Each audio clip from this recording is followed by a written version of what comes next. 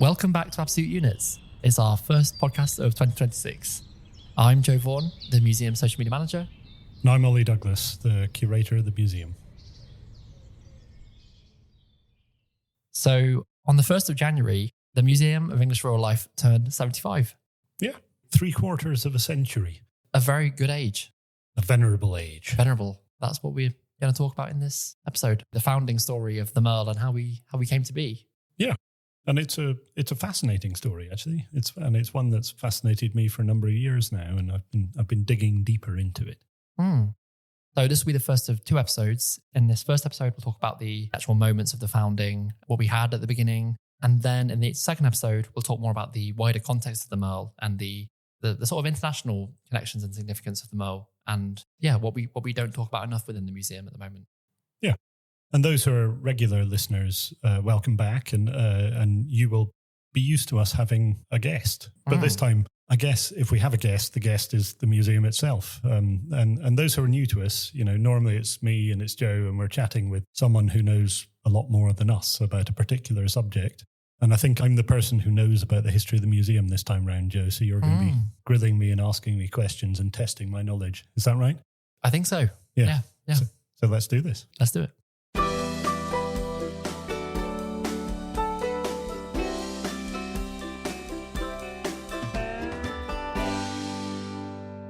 So you've been on a clowning course. I have just been on a clowning course. How was that?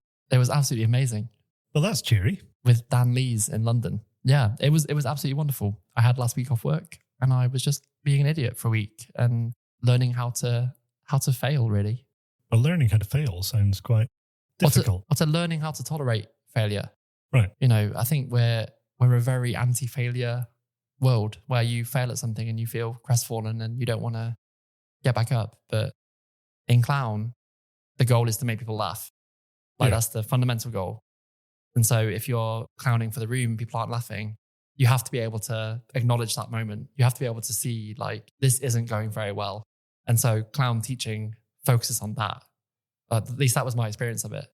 Are you going to bring these lessons to bear in your work at the museum, Joe? I think I'm going to bring it to my entire life. I generally think clown school was kind of life-changing. And I felt the same before about improv. I've done improv before and I'm doing stand-up as well. All these things, they change how you see the world, I think. Yeah. Really interesting. Lots of ways in which you're putting yourself out there in what feel like quite risky and vulnerable spaces and sort of testing your capacity to cope in those spaces. Yeah. I guess museum work doesn't always feel like that, or it shouldn't, because it's, often in well-established old collections. Yeah.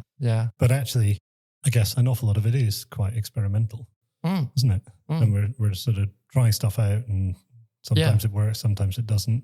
Yeah, exactly. Yeah. And I think that's the spirit that clown teaches, is try things, and if it doesn't work, well, what have you lost? And occasionally dress up. Occasionally dress up, yeah. Dressing up will be relevant if we go on to talk about the history of the Museum of English Rural Life, and trial and error, and and experiments, and trying things, trying new things. Yeah, definitely. There's a bit of career change going on there in those early years, and lots of people trying new stuff. Yeah, not clowning. No, not clowning. No. I don't know how much of what we've already talked about so far will have been in the episode, because we had a very bleak beginning to this that we may well edit out, but it does feel like a particularly fragile moment in the world and in history. And it feels interesting to reflect on our own history within that, the history of a long institution in a time that suddenly feels quite precarious, and that a lot may change very fast. Yeah, we're going to be talking about the foundation of this museum, and therefore that takes us back to the immediate aftermath of the Second World War, and essentially the establishment of a sort of global world order that now feels very much like it's being eroded, unpicked, reimagined. The museum has existed in a paradigm that's been quite stable over a long period of time. Lots of other kinds of fluctuations and changes, but where will we be in 75 years' time? Looking back 75 years makes us reflect on the future as well as the past. So that's a cheery starting point. Yeah. Clowning, New World Order. New World Orders. Yeah. But generally very nice to be back doing another podcast, because I would say doing this was one of the highlights of my year last year anyway. It was really fun. Yeah, so thank you, 2025. Roll on 2026. Yeah. Joe and I have barely seen each other this year. We missed the museum's actual birthday. That was the 1st of January 2026, when the museum officially, I guess, turned 75. And museums are always a little bit after the fact, aren't they? We come along and mop up history and make sense of it. So it's okay for us to have missed that key milestone birthday. This is Joe and me making sense of it now. We should be wearing party hats. I think we should. Dressing up again. Yeah. It's a lot of this centres on dressing up. You wouldn't believe how much of the history of the Museum of English Rural Life centres on the critical question of will we or won't we dress up in smocks, Joe? Well, shall we get into it? Yeah, definitely. So, Ollie, the Museum of English Rural Life. Can you give us... I'm just reading. Let me just... chuck that bit of paper chuck away, that bit Joe. of paper 1 centimetre away. I carefully wrote some notes for Joe and here are some things we could talk about. And he was just reading them. So I was just like, I've set you up with some nice questions that I can answer. And then... But that was the most pathetic, dramatic throw I think anyone's ever done. I was like, these notes, I don't need them. Throws them about 1 inch. Yeah. Oh, well. Anyway, it felt dramatic enough. It felt profound, didn't it? Yeah. So can you give us a history of the MERL in 60 seconds? I reckon I can. Do we need a clock? Yeah, hang on. I'm going my phone on. I'm going to set a timer. Right. Okay. Here we go. Wait. I'll do it. I need to be able to see it, and I can't read across there. It's silent. It won't. That's fine. Yeah. Hopefully. Yeah. Do you want to tell me when to go? Yeah. 3, 2, 1, go. Right, so the museum recorded its first accessions, first objects in the collection, on the 1st of January 1951, which was the same day as the first national broadcast episode of the radio serial The Archers, and that'll be relevant. Essentially, the museum was a salvage ethnography looking back into the past to collect examples of hand tools, horse-based agriculture in the face of progressive mid-century farming. Key figures in the history of the museum came from the Agriculture Department of the University of Reading. So John Higgs and Edgar Thomas. John Higgs was a specialist in agricultural machinery who had worked in sub-Saharan Africa. He was interested in Scandinavian folklife. And Edgar Thomas was a specialist in agricultural economics. The museum arrived 25 years after the University of Reading got its charter. The initial idea was an open-air folk park in the then newly acquired White Knights campus of the university, and the museum opened on that site to the public in 1955. Was that 59, 58? Wow. There you go. In under a minute. And I can also confirm Ollie wasn't reading. We had eye contact. I stared him down. Yeah. Just like, I'm giving you an aggressive history of the Museum of English Rural Life, and you will listen for at least a minute. Exactly. Now can you do it in rhyme? No.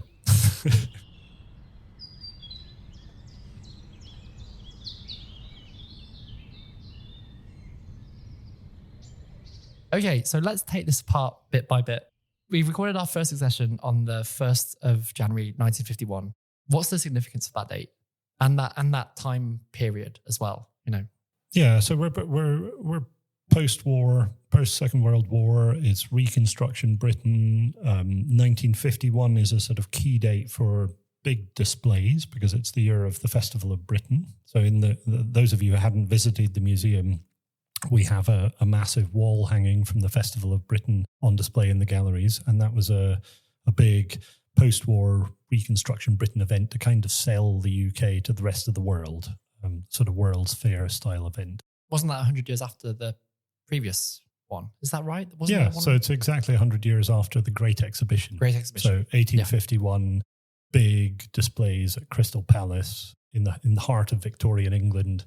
Enormous sort of industrial displays, design, and all of the great strengths of Victorian art and design showcased in that event. And essentially, the Festival of Britain was designed to echo and reflect that, but do it in a sort of modernist moment. So you end up with a big site on London's South Bank, within which there is a big country pavilion, which tells the story of English or British food and agriculture. rural craft, and rural craft plays a part in other aspects of the wider display as well. Yeah. So 1951, it's a critical moment in kind of agricultural change as well. There's been a lot of mechanization during the Second World War, lots of changes to the ways in which we're thinking about managing land moving forward.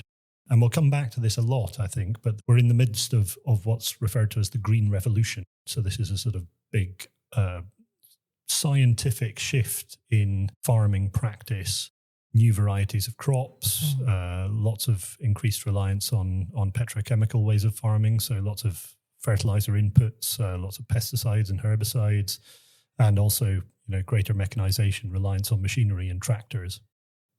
Can you tell us a bit more about the significance of the post-war moment as well? I think in that 59.58 second summary, you referred to the changes away from horse-based agriculture. Could you talk about that in the context of the war and the changes of technology there? Yeah, I mean, there's a sort of simple story, which is that in the interwar period, or the period running up to the Second World War, not many farms were heavily mechanized. That not all of them would have tractors or be using tractors significantly as part of their practice. During the war, you have a massive emphasis on food security, on plough-up campaigns and sort of production for the home front. And then in that after-war period, essentially the story is that you've sort of reached a tipping point with tractor-based agriculture, and all of the horses are out on their ears, and it's nothing but tractors from that point forward. The reality is a little bit messier, as these things always are. And actually, we had a colleague of ours who went on to do a PhD precisely about this horse-to-tractor transition, Felicity McWilliams. And Felicity found that whilst the economic tipping point argument does stand, that essentially horses are replaced by and large by tractors, it takes that little bit longer. And sometimes people are keeping hold of their heavy horses, partly because they have commitments to the people who look after the horses, and maybe those workers and labourers haven't yet learned how to manage and look after and care for tractors. Partly because there isn't a sort of conviction across the piece that tractors are the way forward. There is some degree of pushback and uncertainty about that, particularly, I guess, from more traditional farmers. Some farmers are early adopters and others take a little bit more time to get on board. And we're in a moment, I guess, of transition in farming at the moment towards sort of nature recovery and environmentally sensitive ways of farming. And you see the same thing. Some farmers are early adopters of those kind of shifts and happy to jump on board with new ways of thinking and new ways of doing things. And others take a little bit longer to come to the table. So I think it's a kind of slightly messy process. And out of that messy process, I guess in university terms, in the University of Reading and other agricultural universities, they're teaching about change. They're teaching about change as a sort of long, slow process over time. But they're also trying to encourage people to change. And in the process of trying to encourage people to change, there's a lot of reference to what's gone before. So that seems like a really interesting point to touch on. Another thing you mentioned in that summary, which was the coincidence that we formed on the same day as the first broadcast of the Archers. What's the significance of the Archers in this story in terms of educating people about farming change and technology? Yeah, so again, I'm going to give you the simple version of this, which again, it's sort of slightly boiling it down. But if you imagine that the Museum of English Rural Life is essentially what I said, a salvage ethnography, it's an exercise in looking backwards to collect examples of cultural practice that are seen to be maybe a little bit outmoded or falling out of use. A salvage ethnography. Yeah, so we're rushing out, horse-based agriculture is falling off a precipice. We better get some examples of the tools people and are things leaving wagons in fields and they're decaying and they're not being used. Exactly. So you've got to go and collect them before they rot or before people chuck them on a bonfire and just get rid of them to make space. We're lucky in agricultural context and in rural context that people have space and land and often sheds and outhouses and they chuck old equipment in there and they forget about it for a while. So it doesn't happen quite as rapidly, but nevertheless, the exercise in those early years of the museum is about going out and collecting these things that are, if they're not already falling out of use or they may well have completely been ignored for a decade or even half a century. So that's what's happening in the museum. We're looking backwards. And in The Archers, the opposite is true. The Archers is founded as a way of communicating to farmers and rural communities the latest changes in farming. I think they used to say that it was 60% farming and 40% popular drama, the sort of family drama that underpins the soap opera element of the radio serial. And the flip side is true now. It's shifted to being predominantly about the radio soap opera, the narrative, the communities and the relationships between people, with a kind of 30 or 40% of farming and reference to rural change. The idea is that you sort of sneakily tell people about potential new ways of farming by getting them to listen to a nice, entertaining story about rural people. So it's the story of those families, their struggles with farming. In the early series, there's a particular farmer who's not changing. He's not a progressive farmer. And then you have Dan Archer, who's a progressive farmer, and the two are contrasted. So it's all about looking forwards. But in reality, the reason why you're looking backwards is about looking forwards. So the reason why you might want to collect a series of objects about the agricultural past is really about looking to the future and how things might change and understanding change over time. And if you're actually telling a story about progressive farming, there has to be that counterpoint. There have to be the people who are still doing things in the older ways. So it's a little bit of both going on there. But the critical and interesting thing about the timing is that the first national broadcast episode of The Archers was broadcast on the 1st of January 1951, the same day that the first object was accessioned into the museum's collections. Amazing. Yeah. And there are other connections as well. Which, I was going to say, I know there have been lots of links over the years, and partly because we both have the same birthday. It's like when kids have a joint birthday party. Yeah. It's exciting and it's interesting and the two ideas complement each other very well, but they're part of the same period of agricultural change, and they're part of the same motivation to change and sort of upscale and mechanize and improve and make more efficient farming of the mid-century period.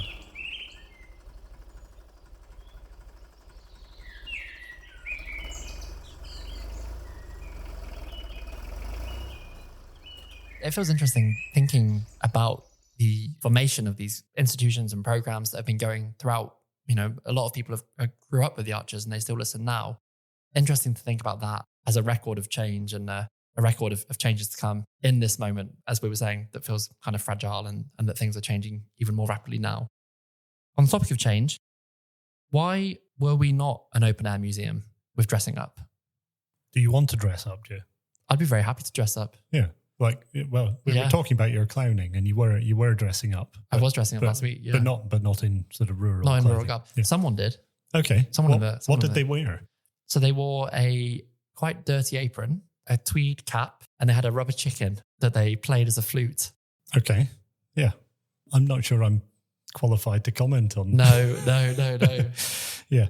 Well, it's a sort of interesting tension. So in the early years, when people are beginning to talk about establishing the Museum of English Rural Life, the idea is that they will take over that big newly acquired campus, the White Knights campus. And I think we've talked about this in previous episodes. I think in our episode with Hannah Lyons, we talked about the White Knights campus as a kind of designed estate landscape that then later becomes the university's campus.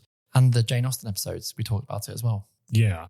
Essentially, for those of you who don't know Reading, it's a big green space within the bounds of modern-day Reading. At that point in the 1950s, it was a little closer to the edges of Reading, so it's sort of suburban or peri-urban estate grounds that in the 19th century had become a kind of Victorian estate. So it had a series of Victorian villas dotted around on it, and it's purchased by the university, and it becomes this flagship new campus. So 25 years into their university charter, they're expanding and they want to have a big modern university estate.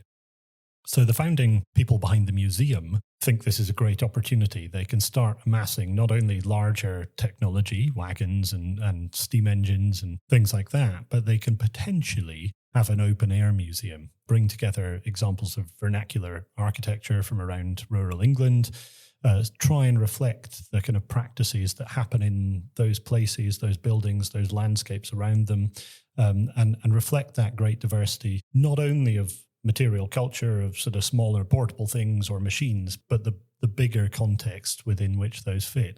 So that would have been like a living museum. Yeah, I think that's their vision. They certainly have a vision towards something that's bigger in scale, that has that architectural kind of landscape element to it. The university, in their great wisdom, though, want to build academic departments within which they can teach students.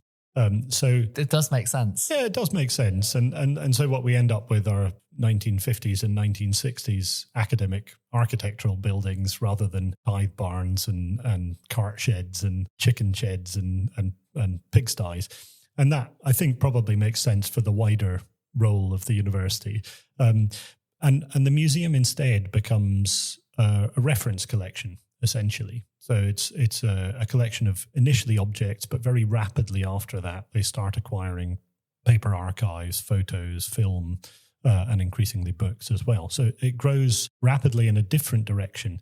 So when we were talking, I think earlier, about things taking a different direction, changing career paths, retraining, reimagining what you might do, whether that's clowning or doing something else entirely, Joe, the museum has been through that kind of journey. And the inspiration for those open-air museums were Scandinavian folklife museums. So I think we'll probably get onto that a little bit later. But that's fascinating, because I never knew that. Yeah, so it's a critical point that feeds into this sense that we're not sort of playing at dress-up here.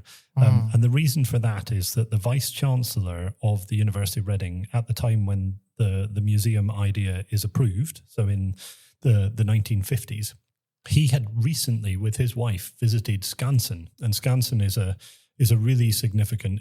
It's one of the oldest folklife museums in Scandinavia. It's in Stockholm in Sweden, and it's a really important site. It's definitely one of those sites that gathers vernacular architecture from around the Nordic nations and brings it together in one site, so you can experience those different kind of senses of context in one place. But it's also a place that has favoured for a very long time, if not first-person interpretation, certainly costumed interpretation. So you go there and you wander around and people are dressed up in historic costume. And Frank Stenton, the Vice-Chancellor of the University of Reading in 1950, who approved the establishment of the museum, was a slightly more traditional scholar, shall we say. He was a medieval historian. His interests lay in other sorts of scholarship, not in reenactment or dressing up or play acting the past, but in looking at documents and studying objects and studying the material landscape and understanding those kind of things in much more scholarly and literary ways. So he wasn't best pleased, I think, with Skansen. His experience of Skansen had clearly shocked him, because in the letter he writes to approve the establishment of the museum, he writes, "I hope that we shall not see our people wandering round in smocks and clothes tied up at the sagging patches with wisps of straw." So he's really actively denigrating the act of dressing up. So, if you and I want to dress up now, Frank wouldn't have liked it. He was pretty anti. Just quickly, something you mentioned about Frank Stenton's vision. So you mentioned seeing this as a place for scholarly engagement with objects. Is that what you mean by a reference collection? So rather than, say, when people go to a museum like the MERL today, for example, or maybe any museum you'd visit, the vision was it was much more of a kind of more like a library where you would go and consult things and do research, and then you go away. Well, that's certainly part of what they want. I mean, in the 1950s, in 1951, in fact, they're allocated a building. That building is what's now known as Old White Knight's House, but at that time was White Knight's House, one of those Victorian villas on the White Knight's estate. And they very rapidly start designing and planning displays. So they're planning a public display. They have that public engagement mission and idea.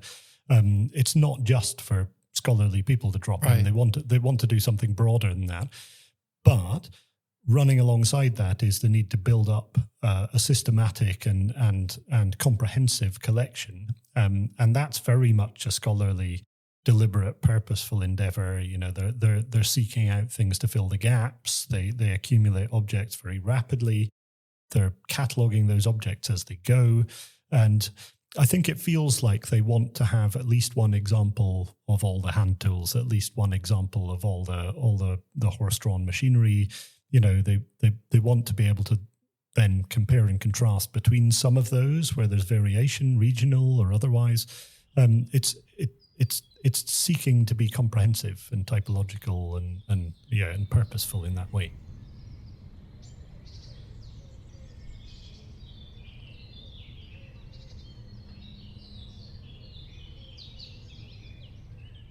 So where did the early resources come from to establish the museum? I think they mostly came from the university itself. Right. You know, how do you start a museum, Joe? Well, I don't know. That's why I'm asking. Yeah. I've got a vision. Yeah.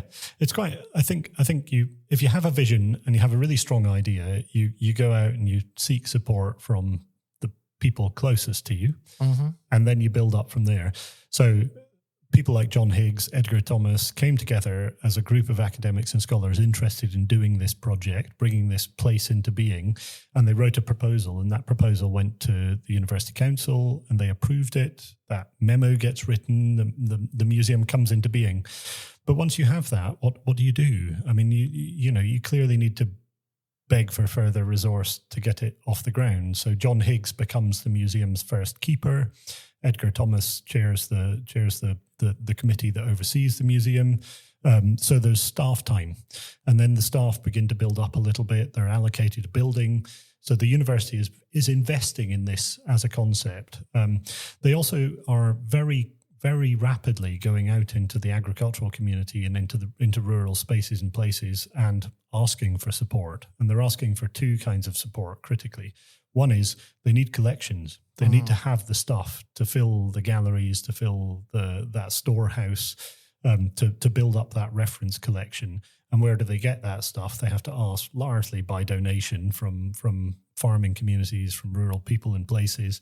And we could maybe come back a little bit to who those people are giving the stuff, because that's quite important.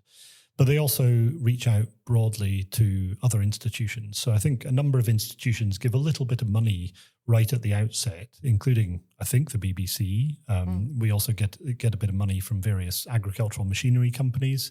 And that's quite interesting because there's a sort of there's a vested interest there, isn't there? You're kind of paying to mothball old machinery whilst you're also, with the other hand, promoting and selling new machinery to farmers and agriculturalists. It's a kind of museums are so much to so many people. And that includes the people who bring their collections here. Yeah, and it makes me think a little bit about the slightly recent debates in certain sectors, certain corners of the museum sector about historic funding. And I'm reminded of the funding from the Sackler family for various sort of gallery spaces and buildings. You know, this is sort of pharmaceutical funding bound up in great controversy now, and also sort of funding from petrol companies and energy companies in the context of a sort of nature-friendly, environmental-focused shift in museums. The tensions between who gives you the money and what you end up doing run right the way through museum histories. And the Museum of English Rural Life is we're part and parcel of those same problems and challenges and tensions. Yeah. I was going to say earlier about, when you mentioned John Higgs, I think we talked on a recent episode about his uncle, wasn't it, who was a farmer in Tanganyika? Yeah, so his uncle is a farmer in Tanganyika and a big British farmer. Higgs himself has lots of connections in terms of research in sub-Saharan Africa. That doesn't play a major part in the foundation story, but it certainly is critical to the wider context and reason why the museum comes into being in the first place. Yeah, no, I was mostly raising it because it's just an interesting reminder, I think, of the fact that the MERL also has those connections to Britain's imperial project and imperial past as well, despite the fact that we've never really collected objects or artifacts from other countries, from other cultures. That imperial legacy still plays out here as well. Yeah, and the decision not to collect objects from other countries and other cultures is really important to understanding both what the museum is and what it was intended to be, but also really important to the ways in which we might want to reimagine and rethink it now. And another important thing to bear in mind is that the UK is, in this period and in earlier periods, it's building a lot of agricultural machinery, and it's not only building that for use within England, it's building it for use internationally. So these are big agricultural engineering firms whose blueprints and order books and archives we hold. Sometimes we have examples in the collection of the kinds of machinery and technologies they were building. And those are being sold in significant volumes in other parts of the world. So these are being sort of pushed out to global majority parts of the world rather than just to Northern Europe and the UK itself. So there's an international story that's really important. But I think the point about where the collections come from and where the resources come from, it's mostly accrued relatively locally, with occasional just sort of nods to these wider international stories. So in terms of those machinery company vested interest links, for example, the museum takes into its collections an early kerosene tractor called a Titan, made by the company International Harvester. And International Harvester is a North American company, and it's gifted by the company itself directly to the museum. It's on display in our Year on the Farm gallery. It's a really interesting early tractor. But we've got that direct link to the company going on there. That's not really that unfamiliar in museums of this period either. So around about exactly the same time that the Museum of English Rural Life is coming into being, the Science Museum developed their first agriculture galleries. And these are really iconic agriculture galleries that actually end up being one of the longest running permanent gallery displays in the Science Museum's history, because they were only taken out, I think, probably only about a decade ago. So this is, early 1950s, building on the back of the Festival of Britain and the agriculture displays there. The Science Museum recognised the need to represent and understand the science of agricultural change and its rapid mechanisation and all of those contemporary shifts that I alluded to earlier. And the way to do that is not necessarily just to look to the Science Museum's own collections. They obviously do that to some extent, but they need to represent the critical moment of change at that time. And they reach out to lots of machinery companies and request scale models at a very specific scale so that everything in the gallery works as a piece. Wow. And they build these extraordinary diorama displays of modern tractors ploughing with modern ploughs, or modern combine harvesters cutting crops with in sort of cutting edge ways. And they recognize that the change is so rapid that about 10 years later, I think we're creeping up towards about 1960, early 1960s, they go back to those same companies and ask them to send new models because the models have changed so much already. And interestingly, rather ironically, those same displays then sit as a kind of moment in agricultural time. They sit relatively unchanged from that point forwards till about 10 years ago. So, they're making that effort early doors to update those displays, change them, working relationships with industry, with all of the sort of tensions and potential pitfalls that come with that. And then they leave them there for decades and decades. So there's a kind of interesting tension in terms of museums trying to do near contemporary or contemporary collecting work. I guess it changes, doesn't it, from being a kind of live display to an artifact in its own right. It's like it's capturing a moment where things did change. Yeah. And interestingly, some of those diorama displays have been kept. So the Science Museum has those, even though the gallery itself doesn't exist. They've got those at their big off-site store. So, the story of museums becomes the story of rural museums and agricultural museums becomes part of the story to be collected, preserved, represented. And there's anyone really interested in this. There's some really interesting work by the historian David Matlis writing about those galleries and the part that they play in a particular cultural idea of agriculture and England and the United Kingdom of that period.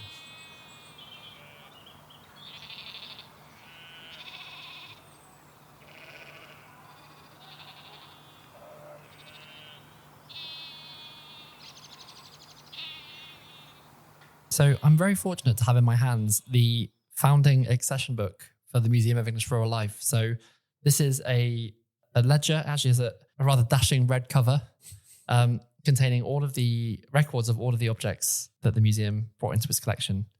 And I can see the first one is a cowbell. Ollie, what's the story behind the first ever object in our collection? Yeah, so it's quite telling actually, because the first object is it's an animal bell. We're actually not that sure whether it's a sheep bell or a cow bell. It's a sort of medium-sized animal bell.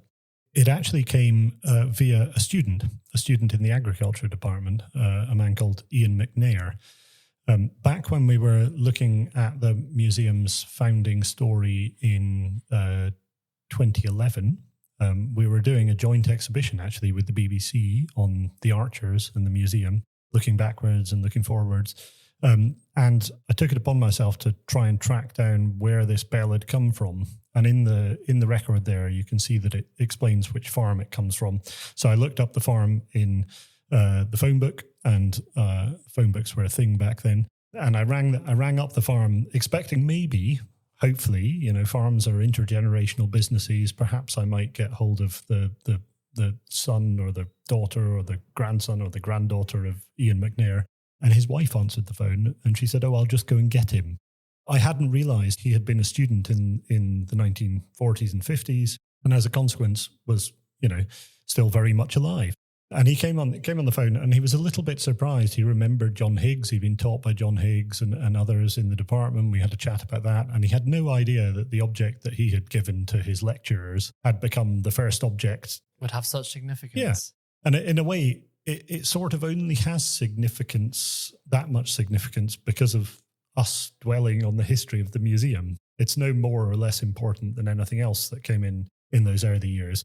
But it turned out his father's family had cattle on a particular common and used to graze cattle on a particular common, but his mother's family kept a particular breed of sheep. And as a result, it was slightly unclear because he hadn't told them very much about it. He wasn't sure whether it was a cowbell or a sheep bell. It entered the museum's collections as a particular kind of bell. In some of the documentation, cow is crossed out.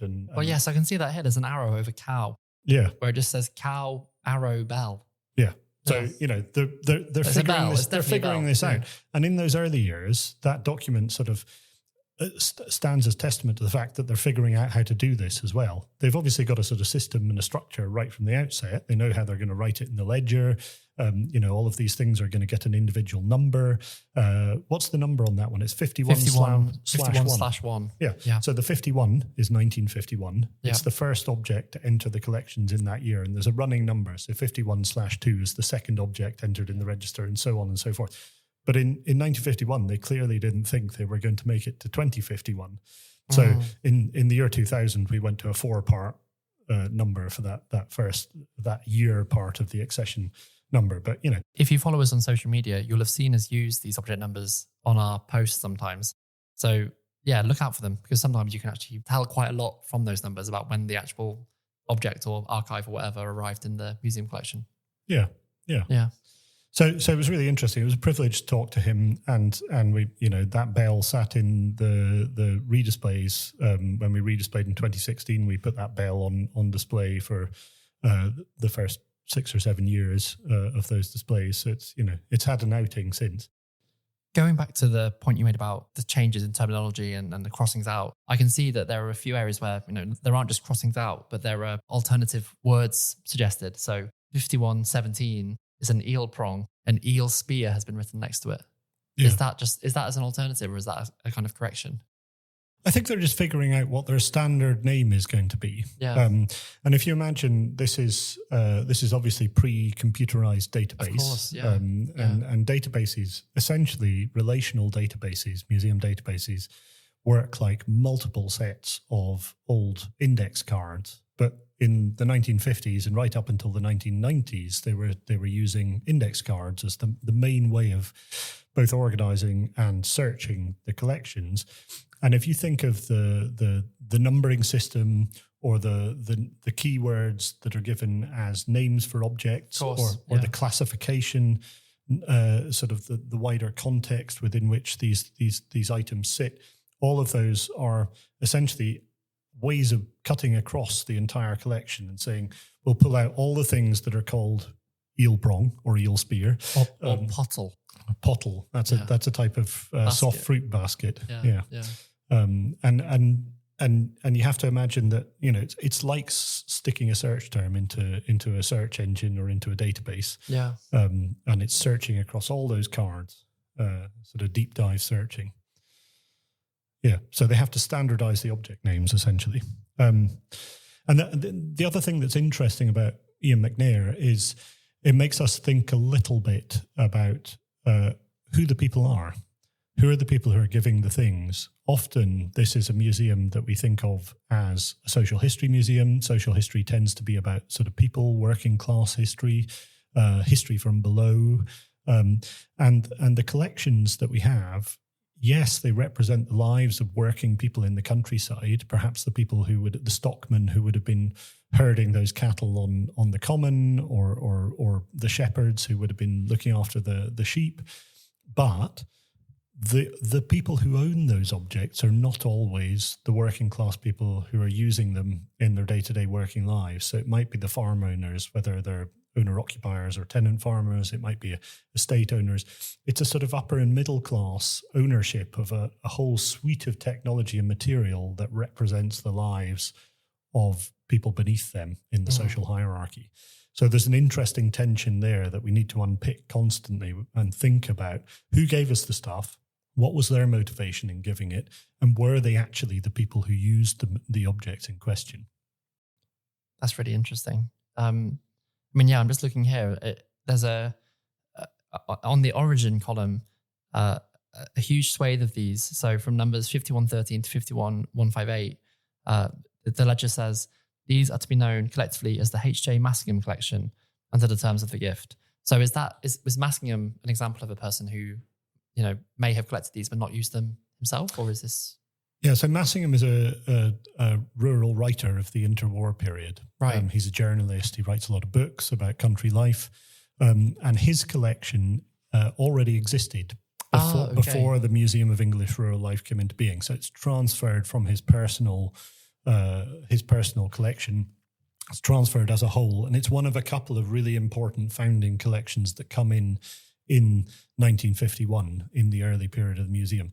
Massingham is really interesting. So he is, as I said, he's a writer. He's involved heavily in an organization called Kinship in Husbandry, which is the precursor to the Soil Association. So he's involved in the process of thinking about early organic farming, which is becoming increasingly talked about during the Second World War. And that's when Kinship in Husbandry is active. And actually it kind of flounders because of political tensions, and there's lots of Nazi sympathizers and fascist sympathizers in the Kinship in Husbandry movement. Not, I might add, including H.J. Massingham. But interestingly, I went earlier this month to the Oxford Real Farming Conference.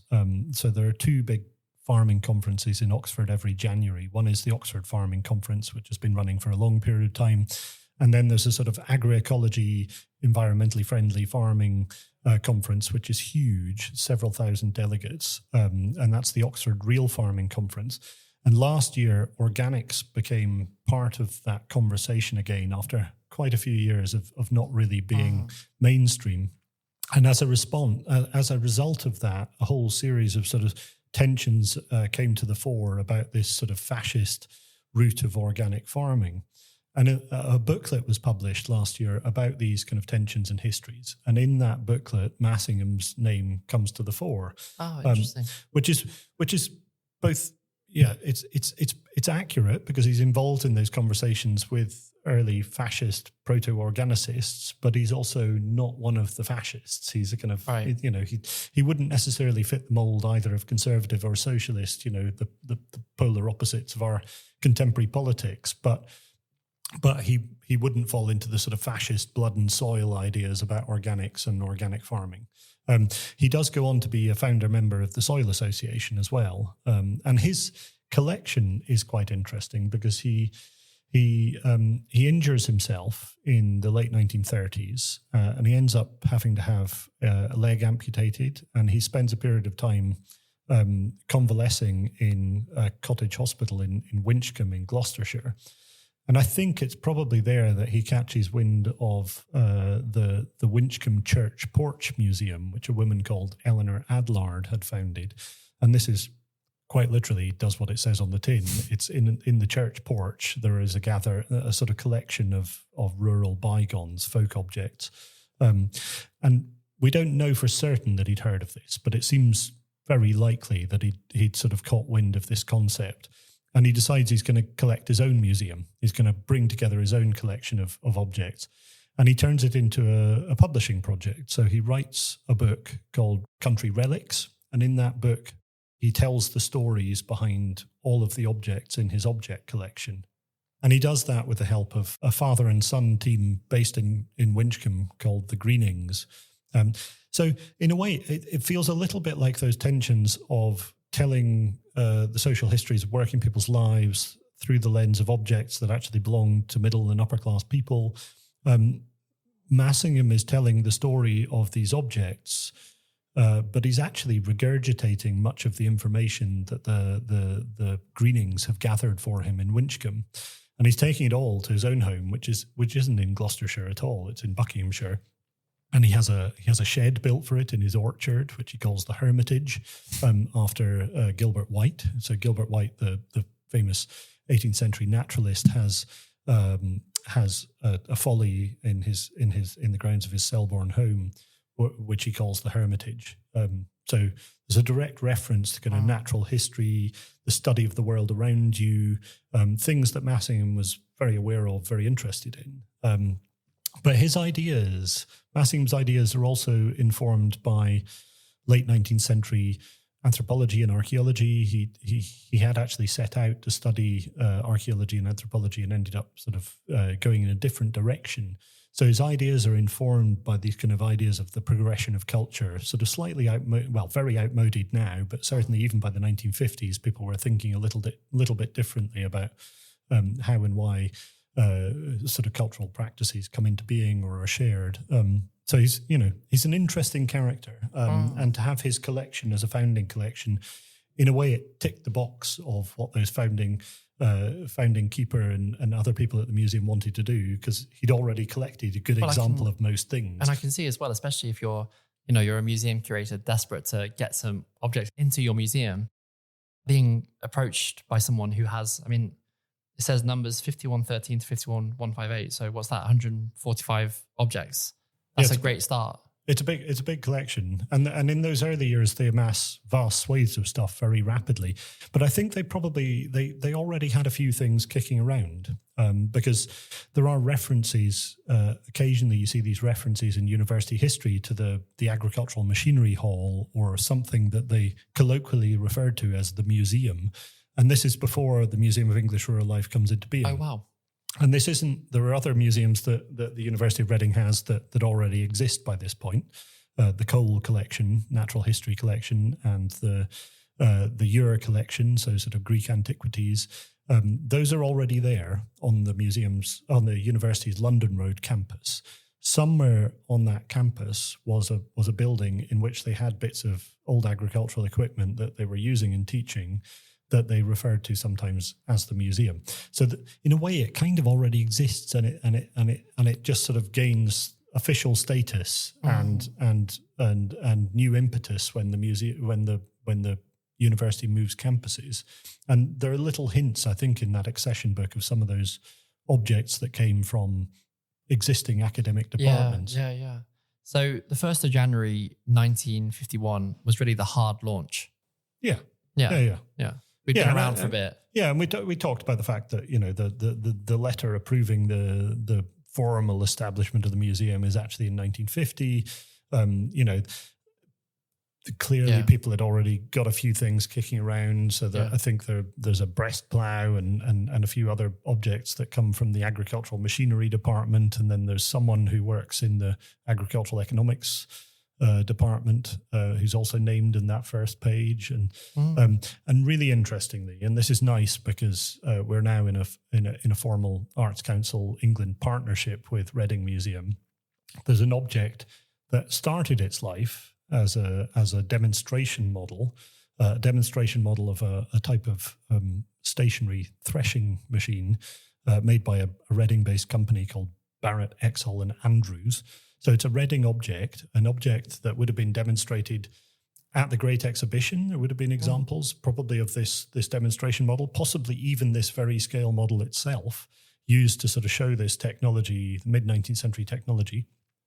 It later makes its way into the sort of teaching collection, that sort of functional teaching collection that I'm talking about in the agricultural machinery department in Reading, who then decide it's really important to not to be in a museum. So it gets given to Reading Museum. And then when the Museum of English Rural Life comes into being, it's given back. So the second object, 51/2, to enter the collections is this Barrett, Exall and Andrews threshing machine model. It's amazing seeing it. And it's amazing thinking about the conversations that would have happened back then, and thinking about the people who would have been here, what the buildings would have looked like. Yeah. And how radically different everything is. Yeah. And also the ways in which there would have been similarities as well. I mean, I'm just imagining the head scratching that must have gone into bringing these original collections together, the kind of thinking about taxonomies and how to categorize all these things. These are still things that we do today at the museum endlessly. And so, it's moments like these where those histories coalesce. Yeah. Museums are vast unfinished projects. And they're constantly being reimagined, because we don't write history for the purposes of just the past. We write it for our own purposes in the present. Well, it's an impossible job, isn't it? It's an impossible mission, but that makes it even more interesting, I suppose. Yeah, trying to categorize the past. And in this January marked the moment of me having been here, I think, for 17 years. So, I've been here for a long time. But when I first arrived, there were things about the history of the museum and the establishment of the museum that were taken as fact. But no one had ever really bothered looking into that history because, it was still relatively new. It was only just sort of over 50 years old, coming on for 60 years old.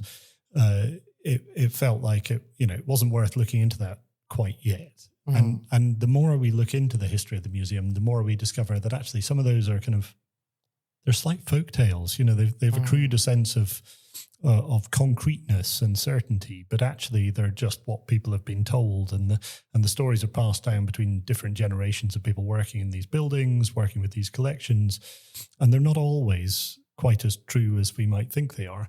So you have to go back into these documents and try and read between the lines and unpick these histories and better understand the motivations at the time, which are often, it turns out, quite different to the ones that we imagined they had. I think that's a good place to wrap up this episode. We've talked about the early founding days of the MERL, the decisions that were made, what was collected. Next time, we're going to talk about the wider context of the MERL, the international narratives that we touched on earlier. I think that sounds perfect. And what that'll also enable us to do is think a little bit about how some of those international and global connections or those wider contexts are becoming relevant again today, how they can play a part in rethinking and reimagining what the MERL will be and can be in the future, and whether that involves you and me dressing up in smocks or not, Joe. That's the dream, isn't it? Well, for you, maybe. No, thank you for listening, and we'll be back in 2 weeks' time.